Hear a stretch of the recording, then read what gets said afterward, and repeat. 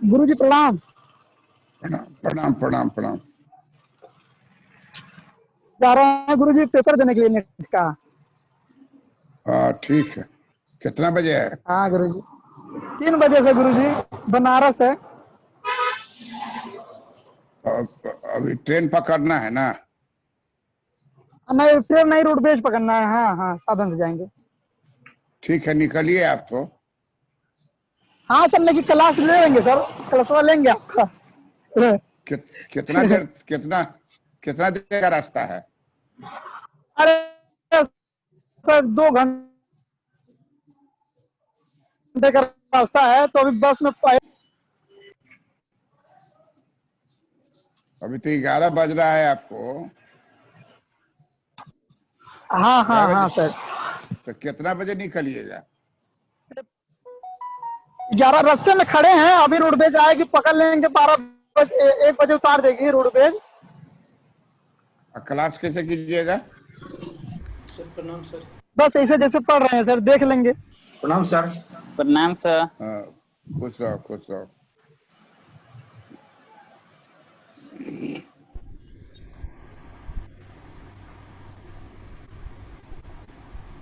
Good morning sir.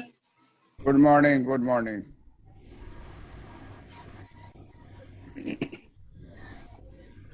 Keynes का किताब, Keynes की किताब का नाम क्या है? General theory of interest and money. तो हम लोग जनरल थ्योरी ऑफ एम्प्लॉयमेंट पढ़ लिए हैं और जनरल थ्योरी ऑफ मनी भी पढ़ लिए। Yes sir.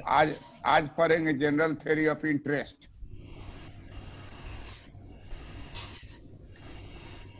इंटरेस्ट का केन्स का सिद्धांत,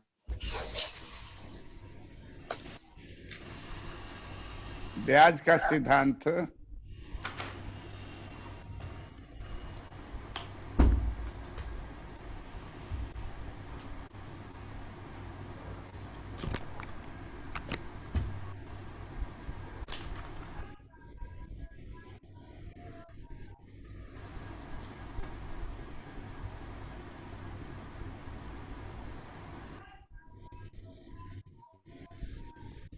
म्यूट करो किसका खुला हुआ है? म्यूट।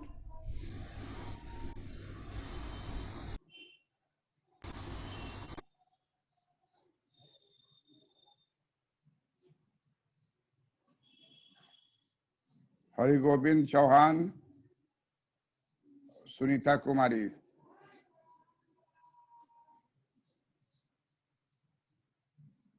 केन्स का ब्याज सिद्धांत बड़ा ही कॉमन है और उसको बहुत लोग जानते भी होंगे। उसको कहते हैं तरलता अधिमान नियम। तरलता अधिमान का अंग्रेजी होता है लिक्विडिटी प्रेफरेंस। तो इसका नाम हो गया liquidity preference theory of interest. Keynesian theory of interest को कहा जाता है liquidity preference theory of interest. Keynesian theory of interest को कहा जाता है liquidity preference theory of interest. Liquidity का अर्थ होता है तरलता। लिक्विडिटी का अर्थ होता है तरलता। तरलता का मतलब होता है नगदी। लिक्विडिटी प्रेफरेंस का मतलब होगा नगद को पसंद करना। उसी को बोला जाता है तरलता अधिमान। अधिमान का मतलब होता है पसंदगी। तो तरलता अधिमान कहते हैं। और तरलता अधिमान में आप वो देखेंगे कि तरलता अधिमान किसे कहते हैं। और हम पाते हैं कि ब्याज का सिद्धांत जो है केन्सियन थ्योरी ऑफ एम्प्लॉयमेंट जिस तरह से महत्वपूर्ण है, Keynesian theory of money and prices महत्वपूर्ण है, उसी तरह से केन्सियन थ्योरी ऑफ इंटरेस्ट भी महत्वपूर्ण है। किताब का नाम है the general theory of employment interest and money. तो इंटरेस्ट को बहुत ज्यादा महत्व दिया है उन्होंने और कहा है कि इसको नजरअंदाज नहीं करना है। तरलता अधिमान, तरलता अधिमान का मतलब क्या हो गया? नगद पसंद करना, नगद को पसंद करने को तरलता डिमांड कहते हैं। नगद को पसंद करने को तरलता डिमांड कहते हैं। नगद को पसंद करने को तरलता डिमांड कहते हैं। नगद को पसंद करने को तरलता डिमांड कहते हैं। नगद को पसंद करने को तरलता डिमांड कहते हैं। केन्स कहते हैं कि मुद्रा की मांग को ही तरलता डिमांड कहा जाता है। मुद्रा की मांग को तरलता डिमांड कहा जाता है। डिमांड फॉर मनी को तरलता डिमांड कहा जाता है। तो तरलता डिमांड शब्द का बहुत ही व्यापक उपयोग होता है। तरलता डिमांड का मतलब हो गया मुद्रा की मांग। तरलता डिमांड का मतलब हो गया नगद मुद्रा की पसंदगी। तरलता डिमांड का मतलब हो गया नगद मुद्रा पसंद करना। केन्स कहते हैं कि संतुलन ब्याज दर का निर्धारण उसी बिंदु पर होगा। संतुलन ब्याज दर का निर्धारण उसी बिंदु पर होगा जहाँ की तरलता अधिमान तथा मुद्रा की पूर्ति एक दूसरे के बराबर हो जाए। तरलता अधिमान और मुद्रा की पूर्ति एक दूसरे के बराबर हो जाए। हाँ, तरलता अधिमान किसे कहते हैं? तरलता अधिमान कहते हैं लिक्विडिटी प्रेफरेंस। हम लोग जो पढ़ रहे हैं इसका नाम है liquidity preference theory of interest. Liquidity preference theory of interest, इसका नाम है liquidity preference theory of interest. Keynes का कहना है कि ब्याज दर का निर्धारण उसी बिंदु पर होगा जहां तरलता अधिमान और मुद्रा की पूर्ति एक दूसरे के बराबर हो जाए। तरलता अधिमान का मतलब होता है मुद्रा की मांग। तो मुद्रा की मांग और मुद्रा की पूर्ति जहां एक बराबर हो जाए उसी बिंदु पर संतुलन ब्याज दर का निर्धारण होता है।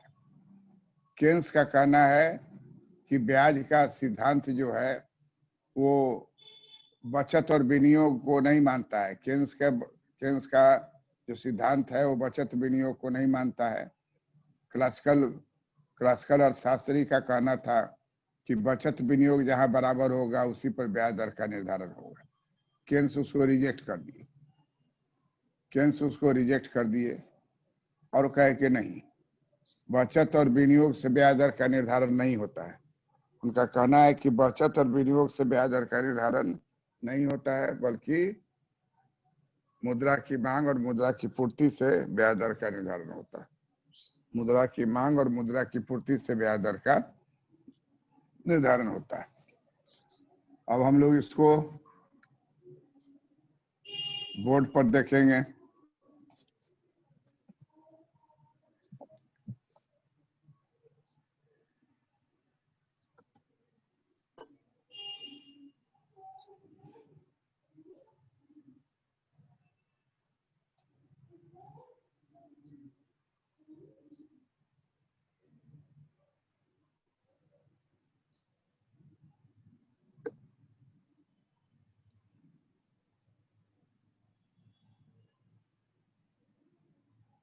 Liquidity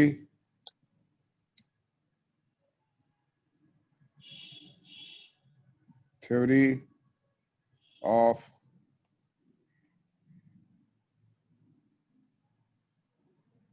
interest rate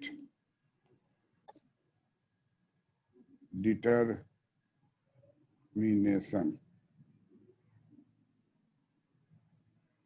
liquidity preference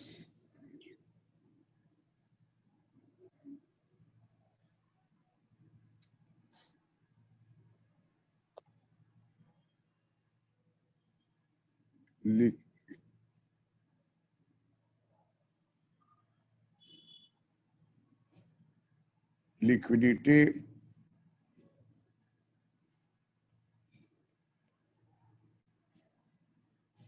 preference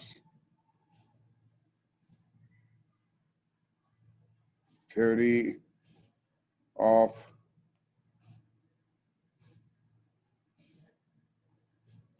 interest rate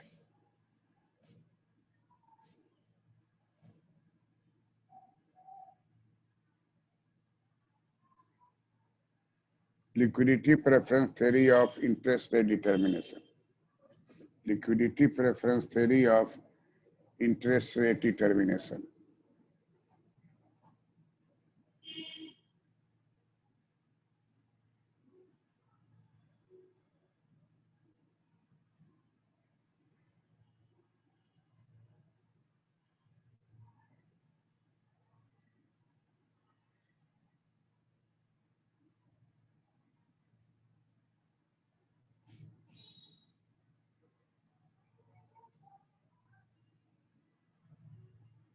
ब्याज दर निर्धारण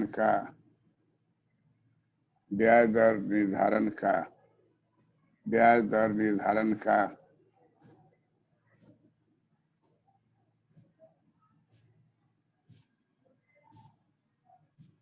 तरलता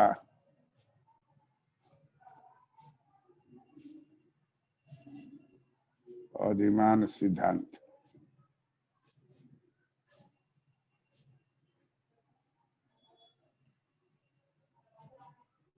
L is equal to M.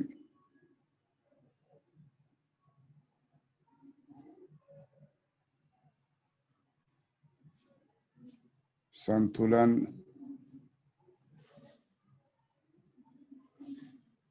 ब्याज दर का निर्धारण होता है।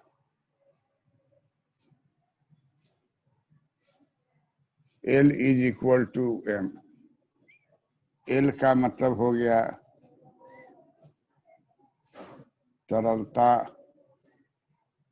अधिमान,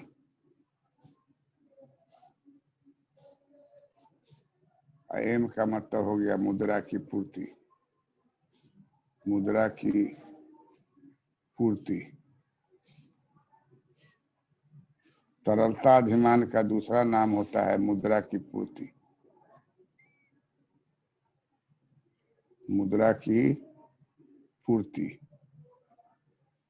मांग हो जाए। मुद्रा की मांग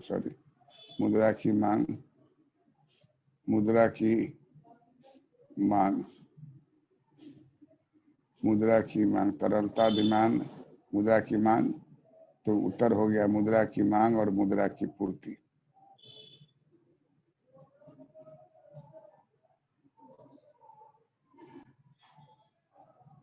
तो जहां पर मुद्रा की मांग और मुद्रा की पूर्ति बराबर हो जाए, जहां पर L बराबर M हो जाए, उसी बिंदु पर संतुलन ब्याज का निर्धारण होगा। संतुलन ब्याज का निर्धारण होता है कब? जब L बराबर M हो जाए। अब L के बारे में ये कहते हैं, L को ये 3 भागों में बांटते हैं।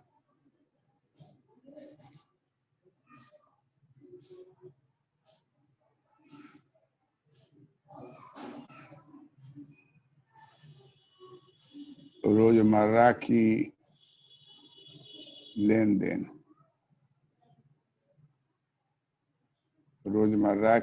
देन के लिए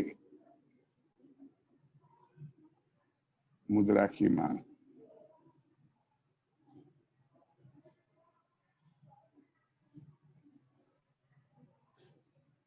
इसका नाम इन्होंने L1 दिया।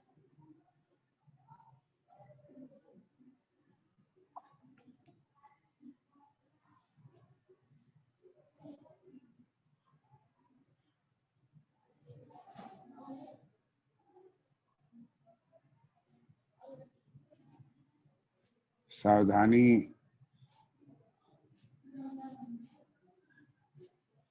बरतने के लिए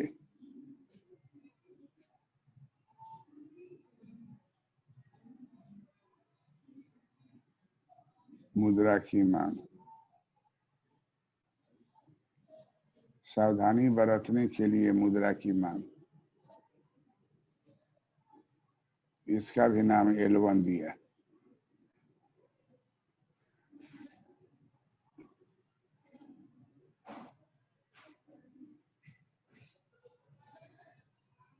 सट्टेबाजी के लिए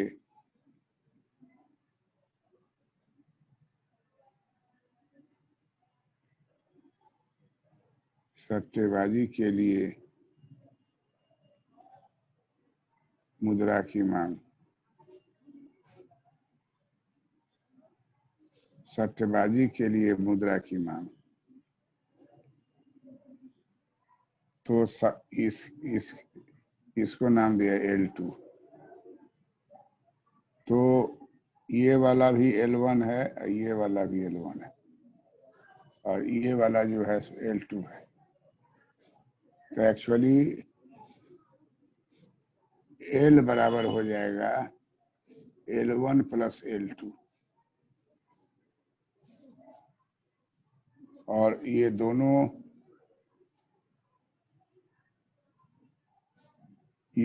जो है एक कैटेगरी में आ गया, और ये वाला अलग कैटेगरी में हो गया। सट्टेबाजी के लिए मुद्रा की मांग अलग हो गया, और रोजमर्रा की लेन देन के लिए मुद्रा की मांग, सावधानी बरतने के लिए मुद्रा की मांग। और ये ऊपर L हो गया मुद्रा की मांग। L को कहा जाएगा तरलता अधिमान, तरलता अधिमान। इसी को कहा जाएगा मुद्रा की मांग,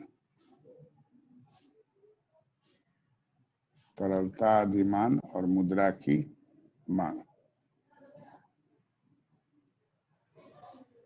अब L1 के बारे में कहा कि L1 जो है वो खड़ी रेखा होगी। L1 रेखा खड़ी रेखा होगी। इसी में रोजमर्रा की लेन देन रहेगा, और फिर उसी तरह का L1 खिंचाएगा, ये भी L1 रहेगा। सावधानी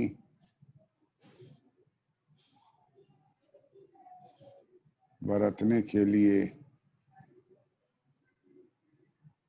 मुद्रा की मांग।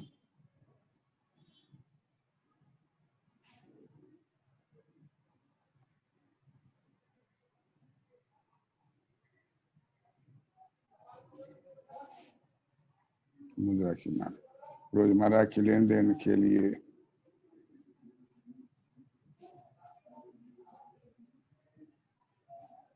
मुद्रा की मांग।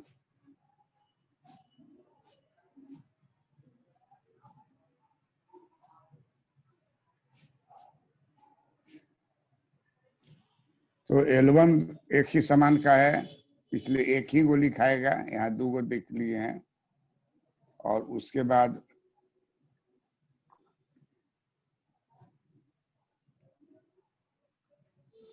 ये होगा L2।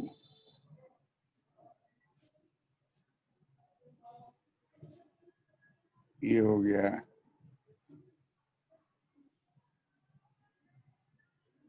सट्टेबाजी के लिए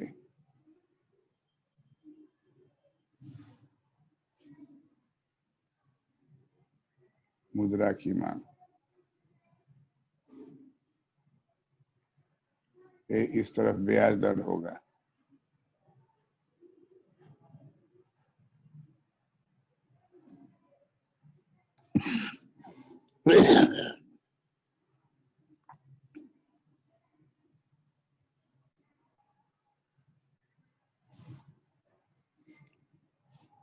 ब्याज दर ऊंचा रहेगा 10%, तो मांग कम होगी। ब्याज दर कम हो जाएगा 5%, तो मांग बढ़ जाएगी। अब ब्याज अगर हो जाएगा 0.5%, तो ये अनंत हो जाएगी। ऐसे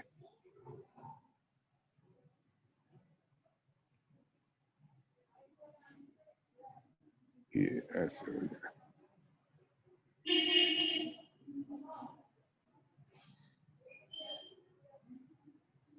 ब्याज दर अगर न्यूनतम होगी तो ये अनंत हो जाएगा।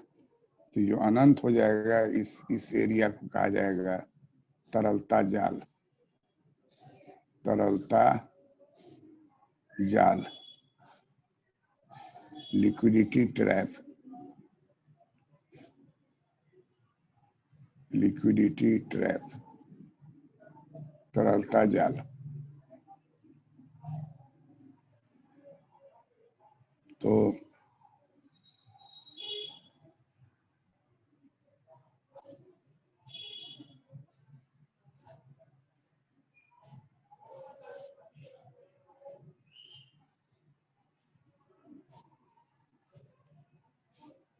तरलता जाल जो होता है वो इन्फिनिटी हो जाता है।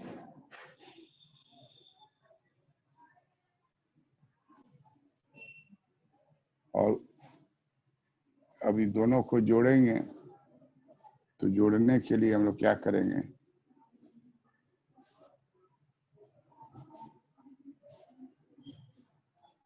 एक ही को लेंगे L1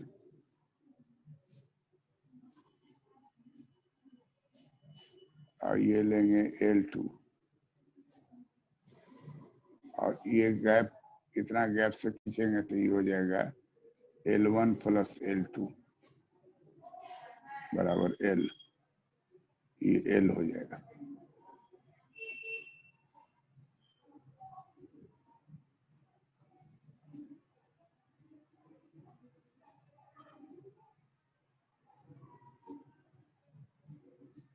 ब्याज दर हो जाएगा R3 R2 R1।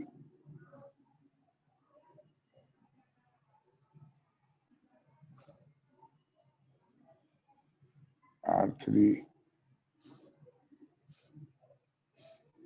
R2 R1 R3 R2 R1। ये हो गया L1, ये हो गया L2, ये हो गया L1 प्लस L2 बराबर L। इसी को कहा जाएगा मुद्रा की मांग।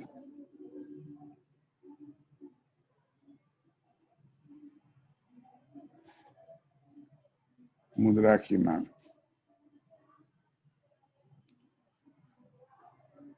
मुद्रा की मांग को ही कहा जाता है तरलता अधिमान।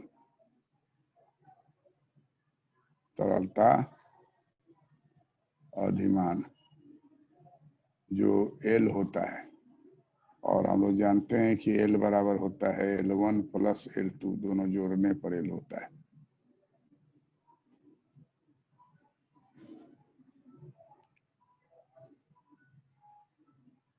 अब केन्स कहते हैं कि मुद्रा की पूर्ति जो है,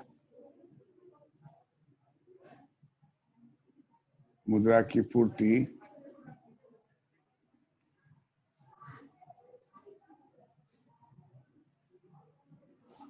केंद्रीय बैंक है ना, federal reserve system, federal reserve system in the USA या भारत में RBI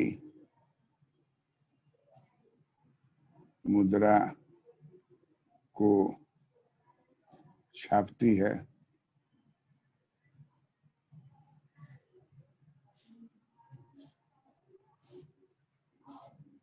केंद्रीय बैंक के निर्णय से, केंद्रीय बैंक के निर्णय से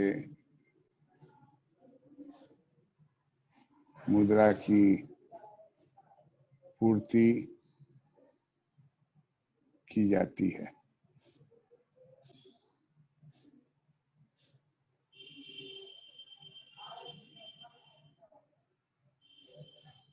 मुद्रा की पूर्ति रेखा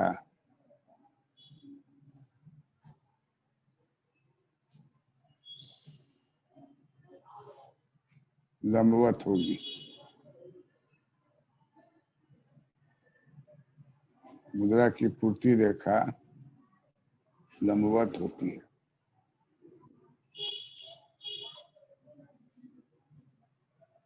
मुद्रा की पूर्ति रेखा जो है वो ये कहलाएगी एम। एम का मतलब हो गया मुद्रा की पूर्ति। मुद्रा की पूर्ति रेखा।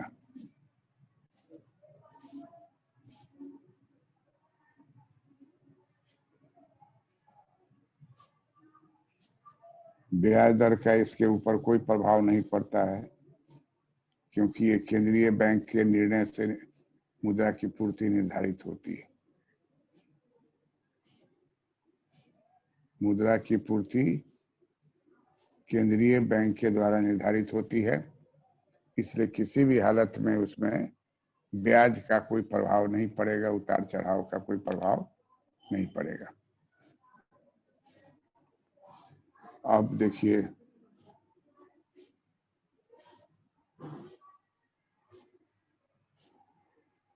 ब्याज का निर्धारण। ब्याज का निर्धारण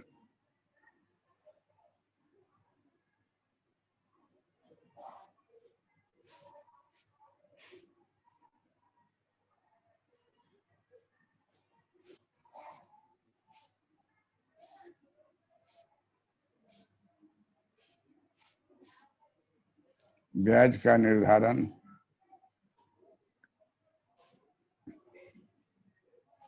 कहता है कि ये मुद्रा की पूर्ति रेखा है और ये मुद्रा की मांग रेखा है। इस बिंदु पर एल बराबर हो गया एम, ए ब्याज दर हो गया।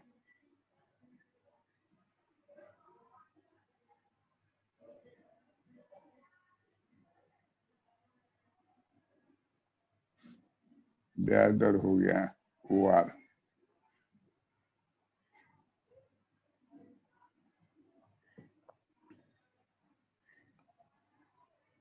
मुद्रा की मांग बराबर हो गई मुद्रा की पूर्ति ई बिंदु पर।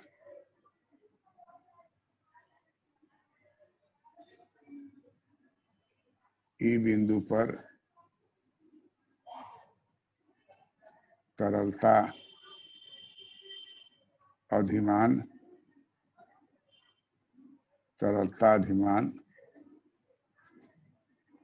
एल बराबर हो गया एम मुद्रा की पूर्ति।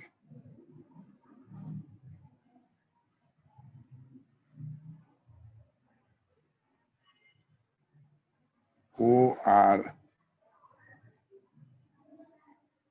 संतुलन मूल्य निर्धारित हुआ। निर्धारित सर ब्याज निर्धारित होगा। ओ आर संतुलन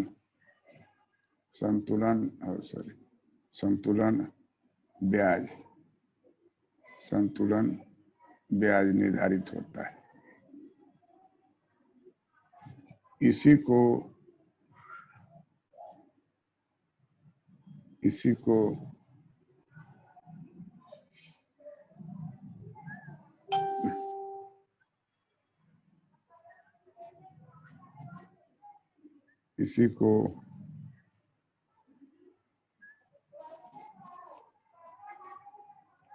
केन्सियन लिक्विडिटी, इसी को केन्सियन लिक्विडिटी प्रेफरेंस, इसी को Keynesian liquidity preference theory of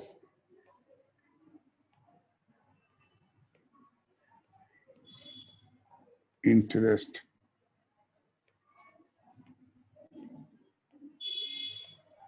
rate कहते हैं।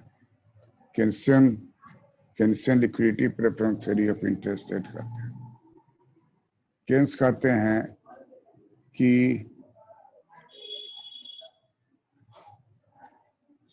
मुद्रा की पूर्ति ज्यों की त्यों है और तरलता अधिमान जो है अगर बढ़ जाए या घट जाए तो ब्याज दर जो है बढ़ जाएगा या ब्याज दर घट जाएगा।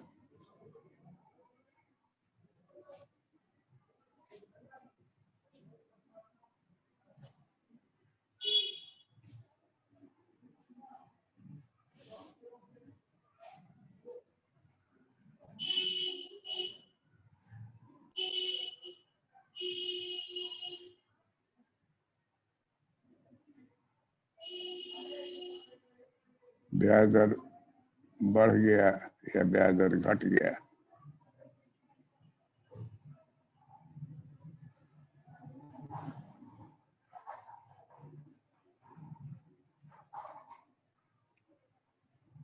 तो ई से E1 पर संतुलन चला जाएगा या ई से ई डैश पर संतुलन चला जाएगा।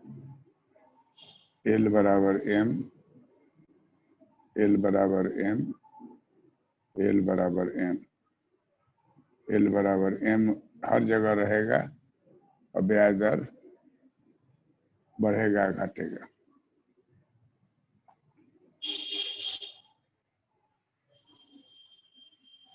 तरलता अधिमान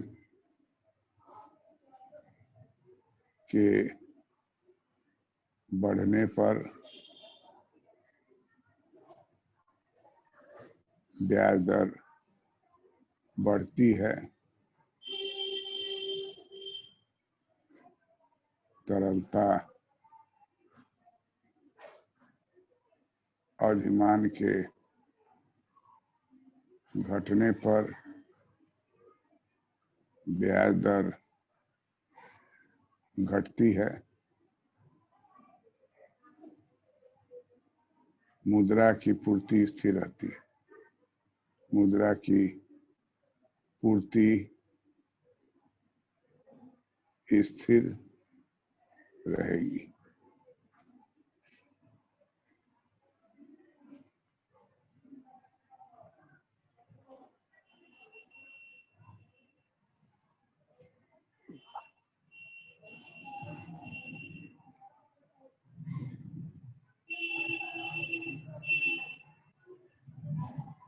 लिक्विडिटी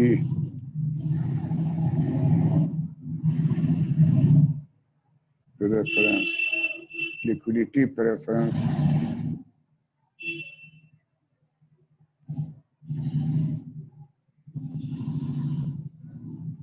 increases but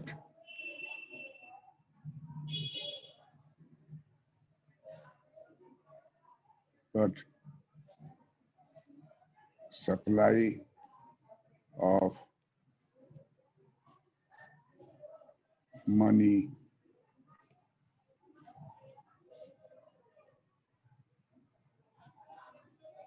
constant.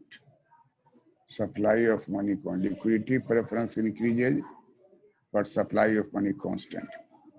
तो इस स्थिति में तरलता अधिमान के बढ़ने पर ब्याज दर बढ़ती है, तरलता अधिमान के घटने पर ब्याज दर घटती है, मुद्रा की पूर्ति स्थिर रहेगी।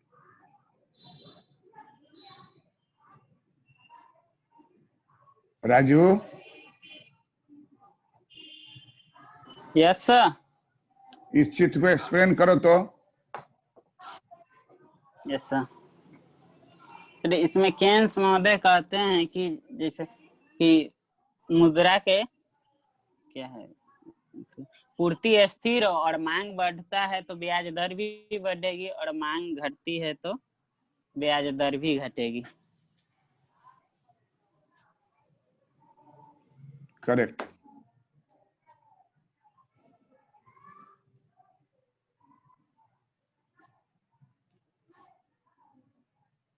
अब हम लोग यहाँ लेते हैं कि सप्लाई ऑफ मनी जो है उसमें परिवर्तन कर देते हैं।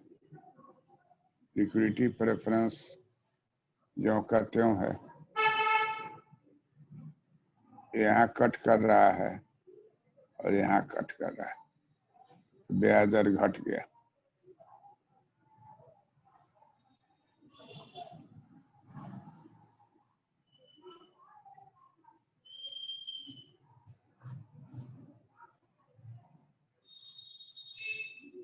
Supply of money, supply of money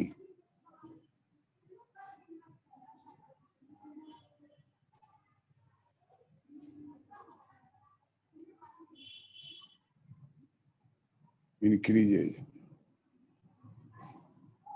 but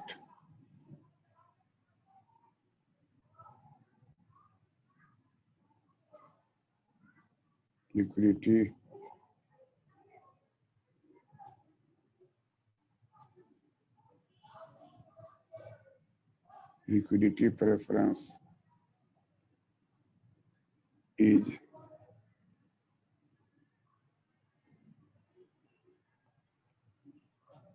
constant. Supply of money increases but liquidity preference constant. तो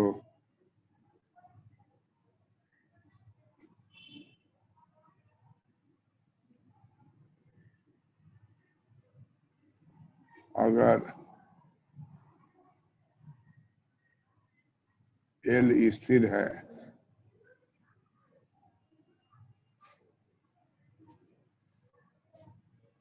एम में वृद्धि होती है,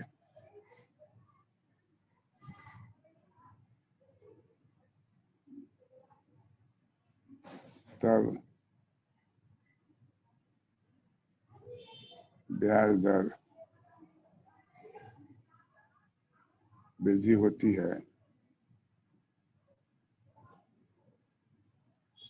अगर एल स्थिर है एम में वृद्धि होती है तब ब्याज दर एम में वृद्धि होती है तब ब्याज दर घट जाएगा।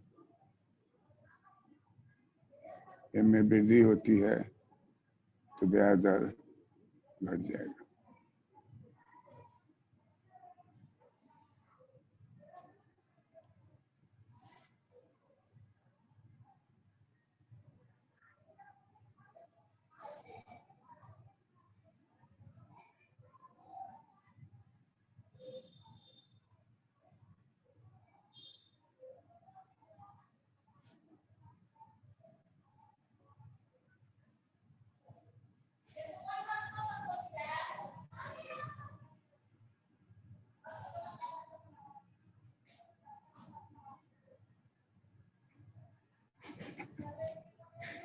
तो निष्कर्ष निकलता है कि ब्याज दर जो है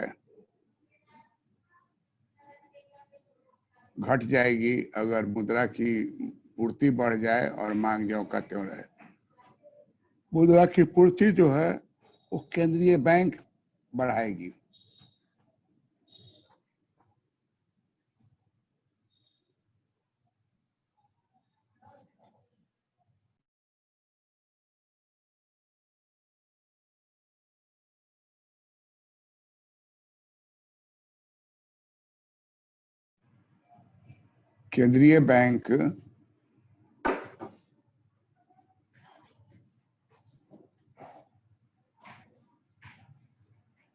केंद्रीय बैंक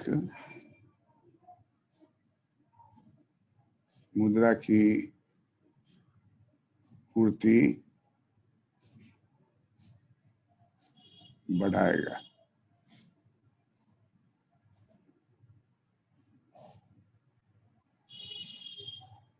तो इस प्रकार हम लोग निष्कर्ष पर आते हैं कि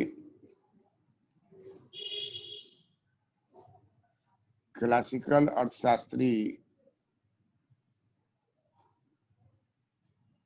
शास्त्री कहते थे कि जहां आई बराबर एस हो जाए वहीं ब्याज दर का निर्धारण होगा। वहीं ब्याज दर का निर्धारण होता है।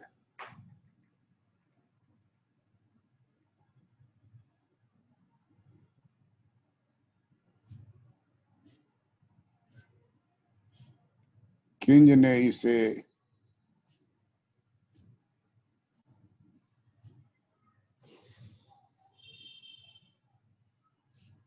आलोचित किया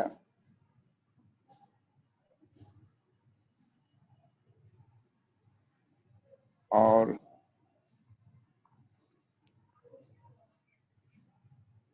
किंज का कहना है कि विनियोग तथा बचत,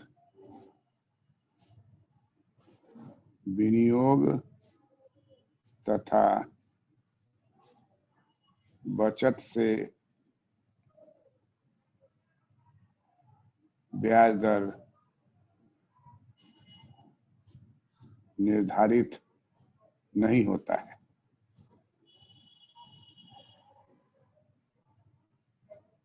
किंज का कहना है कि I बराबर S विनियोग तथा बचत से ब्याज दर का निर्धारण नहीं होता है।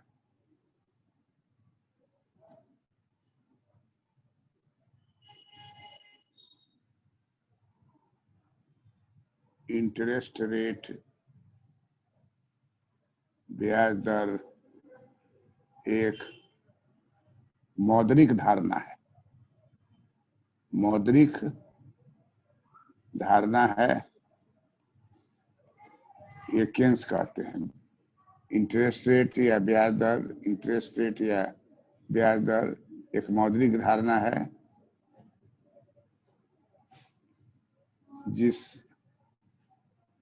जिस कारण से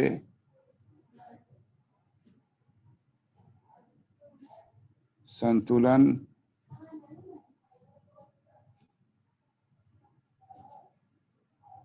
ब्याज दर, जिस कारण से संतुलन ब्याज दर का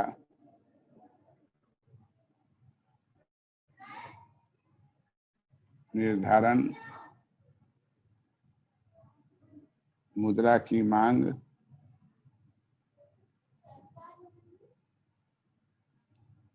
या तरलता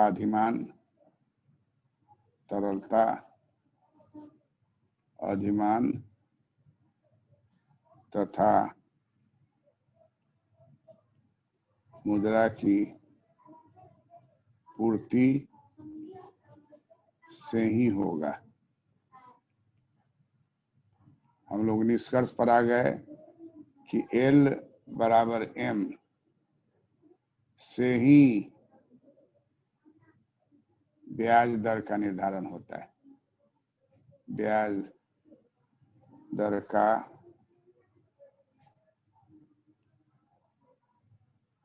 निर्धारण होता है।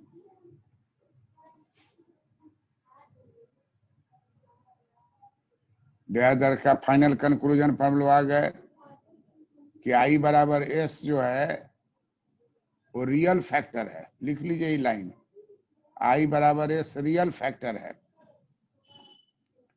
I बराबर S, सब आदमी वीडियो खोलिए अपना। I बराबर S जो है वो रियल फैक्टर है। I बराबर S क्या है?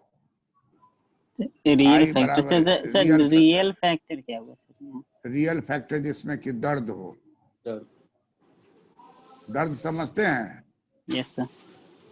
आपको फूल सटावेगा देह में, इंजेक्शन सटावेगा, दोनों में दर्द किससे होगा? इंजेक्शन में सर। तो दर्द है। कैसे दर्द है?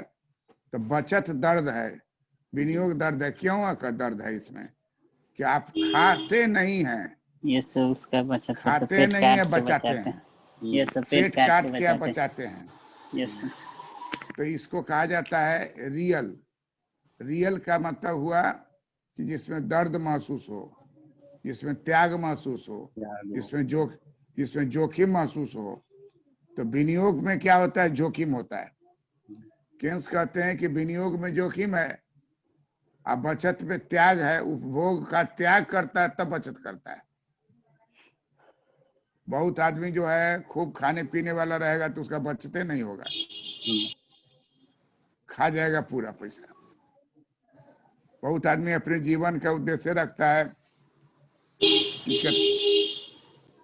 कि कितना मीट खाए, कितना मुर्गी खाए, कितना बार खाए। तो कहता है कि विनियोग जो है उसमें जोखिम है, इसलिए रियल फैक्टर है। बचत जो है इसमें त्याग है, इसलिए ये रियल फैक्टर है। केन्स कहते हैं कि ब्याज जो है एक मौद्रिक धारणा है। ब्याज क्या है? एक मौद्रिक धारणा है। इसलिए ब्याज में मुद्रा की मांग है और मुद्रा की पूर्ति है। जहां दोनों बराबर होगा ब्याज का निर्धारण होगा। केन्स कहते हैं कि interest rate is a monetary phenomenon. ब्याज दर एक मौद्रिक धारणा है, इसलिए इसका बचत और विनियोग से दूर दूर तक कोई रिश्ता नहीं है। बचत जो है उपभोग का त्याग करने पर बचत होता है। जो विनियोग क्या है? जोखिम उठाने पर विनियोग करता है। तो वो सब रियल फैक्टर है। रियल फैक्टर को लेकर के हम ब्याज दर का निर्धारण नहीं करेंगे। हम लोग ब्याज दर का निर्धारण किससे करेंगे? मौद्रिक तत्व से। मौद्रिक तत्व क्या है? मुद्रा की मांग। मौद्रिक तत्व क्या है? मुद्रा की पूर्ति। तो मुद्रा की मांग और मुद्रा की पूर्ति, यही है मुख्य तत्व, मौद्रिक तत्व, जिससे ब्याज दर का निर्धारण होता है। निष्कर्ष हुआ कि क्लासिकल सिद्धांत को उखाड़ फेंका। केन्स का अटैक हुआ क्लासिकल सिद्धांत पर और कहा कि आई बराबर एस से नहीं होगा, ब्याज दर का निर्धारण होगा एल बराबर एम से। ब्याज दर जो है मौद्रिक धारणा है, तो तरलता अधिमान और मुद्रा की पूर्ति, ये दोनों मौद्रिक तत्व है। इसलिए ब्याज दर का निर्धारण एल बराबर एम से होगा। इसलिए केन्स ने क्लासिकल ब्याज सिद्धांत आई बराबर एस को रिजेक्ट कर दिया। कहा कि क्लासिकल बेकारी कह रहे हैं कि आई बराबर एस होगा। आई और एस दोनों जो है मौद्रिक तत्व है ही नहीं, वो रियल फैक्टर है। इन्वेस्टमेंट में जोखिम छिपा हुआ है, जो रियल फैक्टर है। सेविंग में त्याग छिपा हुआ है, जो उपभोग का त्याग किया है। तो त्याग वाला, जोखिम वाला जो है उससे ब्याज का लेना देना नहीं है, क्योंकि ब्याज पूर्णतः शुद्धता मौद्रिक धारणा है। इंटरेस्ट लाइन इनके किताब में लिखा हुआ है, interest rate is a monetary phenomenon. ब्याज दर एक मौद्रिक धारणा है, इसलिए यह मुद्रा की मांग और मुद्रा की पूर्ति से निर्धारित होता है। इसको व्हाट्सएप पर चित्र को भेजिए। That's all sir. हाँ सर, ये जो L2 में बता रहे थे सट्टेबाजी वाला, जो लिक्विडिटी का बात हो रहा था, उसमें लिक्विडिटी ट्रैप के बारे में बोल रहे थे। जब पैरेलल टू एक्स एक्सिस हो जाएगा, अनंत की ओर मूव कर जाएगा, रेट ऑफ इंटरेस्ट लगा देंगे। ब्याज दर जो है, ब्याज दर अगर 0.5% हो जाएगा जी, तो अनंत आप कर्जा लेने को तैयार हो जाएगा। अभी कैसे है, बहुत आदमी को कर्जा ले रहा है, ब्याज दर बहुत घटा दी है सरकार, लेकर रख लेगा। तो कहता है कि ब्याज दर अगर न्यूनतम होगा तो मुद्रा की मांग अनंत हो जाएगी। सट्टेबाज जो है हर चीजें में सट्टेबाजी करने लगेगा। अब बैंक से कर्जा लेके उठा लेगा, सामान को होल्ड कर लेगा। तो सर, क्राइसिस का इंडिकेशन हो गया फिर सर। हाँ, ट्रैप है तो क्राइसिस है ना जी। ट्रैप है तो बैंक बर्बाद हो जाएगा। और ये जो सट्टेबाज जो है सो कर्जा ले करके पूरा जितना माने छड़े खरीद के होल्ड कर लिया, बालुए होल्ड कर लिया, तेल होल्ड कर लिया, तो पूरा इकोनॉमी में क्राइसिस हो जाएगा। इसलिए क्राइसिस की स्थिति है। जब भी होगा तो इसके ऊपर ही ब्याज रहेगा। ब्याज को बहुत ज्यादा घटाना नहीं चाहिए, तो बैंक फेल कर जाएगा। ब्याज एक ऐसा होना चाहिए जो देने में त्याग महसूस हो। जी। ऐसा हो जाए कि मुफ्त का पैसा ले जाइए। तो लेकर के वो सट्टेबाजी करने लगेगा, शराब होल्ड कर देगा, चीनी होल्ड कर देगा, यही करके उत्पादन में नहीं लगाएगा, होर्डिंग में लगाएगा, तो इकोनॉमी में क्राइसिस आ जाएगा।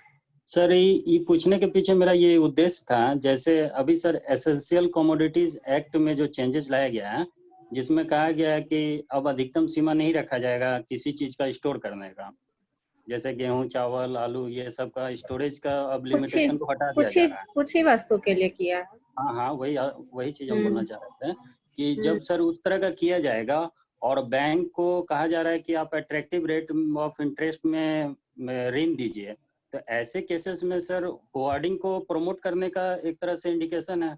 आलोचना में ये चित्र डाल के बोल सकते हैं सर? हाँ, बोल सकते हैं। नहीं रहेगा, दे सकते हैं, बैंक से रिलेटेड दे सकते हैं जी। ट्रैप क्रिएट करना हुआ ना, ट्रैप क्रिएट करना, चाहे सारा सामान है और वो होल्ड किए हुए हैं, जी, तो ट्रैप में चला जाएगा जी। तो वो चित्र देके उसको हम कर सकते हैं ना सर? दे सकते हैं। That's all. Thank you. प्रणाम सर। खुश रहिए।